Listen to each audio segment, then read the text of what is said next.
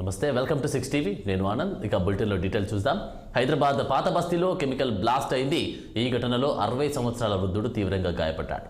స్థానికులు వెంటనే బండ్లగూడ పోలీసులకు సమాచారం అందించారు. దీంతో పోలీసులు ఘటనా స్థలం చేరుకొని వృద్ధుడి పరిస్థితి విషమంగా ఉండడంతో ఉస్మానియా ఆసుపత్రికి తరలించి చికిత్స అందిస్తున్నారు.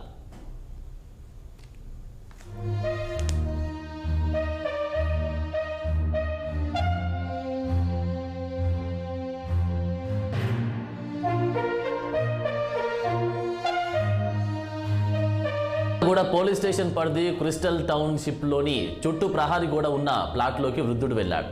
ఆ ప్లాట్ అహ్మద్ నజీర్ అనే అడ్వకేట్గా గుర్తించారు.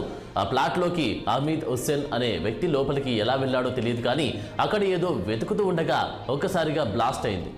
దీంతో పక్కన ఉన్న మసీద్ కిటికీ అద్దాలు కూడా పగిలిపోయాయి. పెద్ద ఎత్తున శబ్దం రావడంతో స్థానికులు వచ్చి చూడగా హమీద్ తీవ్రంగా గాయపడ్డాడు. దీంతో వారు పోలీసులకు సమాచారం అందించారు. ఘటనా స్థలికి చేరుకున్న పోలీసులు ఈ ఘటనపై దర్యాప్తు చేస్తున్నారు.